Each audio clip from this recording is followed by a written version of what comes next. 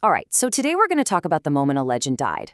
We're talking about the day the most feared army in the ancient world didn't just lose a battle, they actually broke their own myth.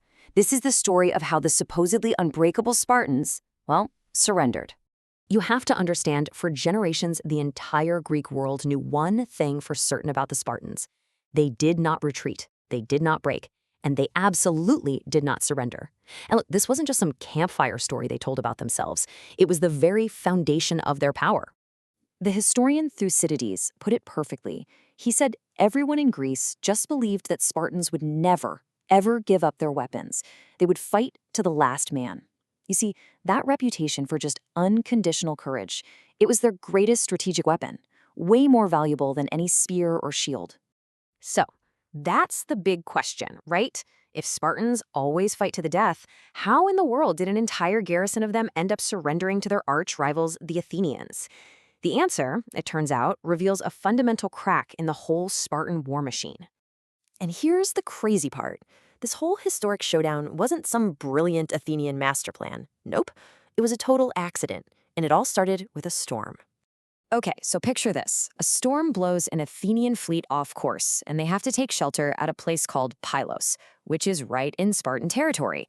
Their general, a guy named Demosthenes, gets this wild idea. Hey, let's build a fort right here on their land. The Spartans, obviously, are furious. They land 420 of their best hoplites on the nearby island of Sphacteria to block them in. But then, the main Athenian fleet comes back, smashes the Spartan ships to pieces, and just like that, the tables turn. The hunters become the hunted, completely and totally trapped. And right there, that was their fatal miscalculation. The Spartans were so focused on the land battle, so completely sure they could just crush this little Athenian fort, that they took control of the sea for granted. It probably never even occurred to them that they could be outmaneuvered right in their own backyard. Okay, but don't get me wrong, this doesn't mean the Spartans weren't incredibly brave. Their captain, Brasidas, literally shouted that it was stupid to grudge some wood when the enemy was on their land, and he intentionally drove his own ship onto the shore to try and force a landing. He got badly wounded for it, and his actions just highlight the whole tragedy here. You've got this immense individual bravery, but it's completely undone by a massive strategic blunder. So with the Spartans trapped, you're probably thinking, okay, here comes the epic, heroic last stand, right? But they couldn't even get into a proper fight. And that's because the Athenians just refused to play by Spartan rules. They were fighting a whole new kind of war. And this, right here, is where the whole Spartan war machine just grinds to a halt. Think of the Spartan hoplite like an ancient tank, heavily armored, powerful, designed to fight shoulder to shoulder in a perfect, unbreakable line. But on the rough, messy, wooded terrain in this island, that strength becomes a huge liability. The Athenians, on the other hand, they're using light infantry. These guys were fast, they used bows and javelins to attack from a distance, and they just wouldn't get close. The Athenian plan was just brutal and brilliant. They swarmed the Spartans from all sides, took the high ground, and just started raining down arrows, javelins, and stones from a safe distance. To make things even worse, a fire had swept through the island, and the ash was everywhere, choking the air. So now the Spartans can barely see, they can't hear orders, it's chaos. And then, the final move. Some Athenian allies climbed up a cliff the Spartans thought was impossible to scale and suddenly appeared behind them. The trap was complete. There was no way out. So you've got the most feared warriors in the entire Greek world, and they are totally, utterly helpless. Their training was useless, their courage didn't matter, they were just getting picked off, one by an enemy they couldn't even reach. And all of this leads to the moment that absolutely no one, least of all the Spartans themselves, ever thought was possible. The unthinkable surrender. So it all started with 420 hoplites, a serious fighting force, now trapped, exhausted, and starving after holding out for 72 agonizing days. Of that group, 292 were taken alive. Think about that. They laid down their weapons. Nearly 300 Spartan-trained soldiers chose capture over death. But this next number, this is the one that really sent shockwaves through Sparta.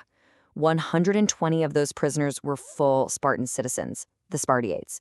These are the absolute elite from a tiny, tiny citizen population. Losing them wasn't just a military defeat. For Sparta, it was a demographic nightmare. But as bad as losing those men was, the real damage wasn't physical. It was the death of an idea, the very myth of what it meant to be Spartan. The historian Thucydides said this was, quote, the most extraordinary thing to have happened in the war, the most shocking event of the whole conflict. Now why? Because it proved that Spartans were just men. They could bleed, they could be beaten, and, unbelievably, they could be broken. You have to remember, Sparta's greatest asset was its reputation. Their enemies, even their allies, all operated under this constant fear of their unbreakable will. After Sphacteria, that fear just evaporated. The illusion was gone. And there's this one anecdote from Thucydides that just captures the humiliation perfectly. An Athenian walks up to one of the Spartan prisoners and taunts him, basically asking, "So, I guess all the brave ones died, huh?" And the Spartan's reply is so telling. He says that an arrow would be a pretty valuable weapon if it could tell the brave men from the cowards. It's this bitter, desperate attempt to save face, blaming the weapon, not the warrior. It just shows you how deep that psychological wound really was. So when you boil it all down, this was a complete systemic collapse. First, a structural failure. Their entire way of fighting was just obsolete in this situation. Then a naval failure. Losing control of the sea was the critical mistake that let the Athenians trap them in the first place. And finally, a demographic failure. For a state as small as Sparta, losing 120 of their elite citizens was a blow they could barely afford. Courage, it turned out, was simply not enough. And all this leaves us with one final, really powerful question. For a state like Sparta, a society built entirely on a reputation for being unbreakable, what happens next? How does an army, a whole culture, recover when its greatest weapon, its own myth, is shattered for the whole world to see?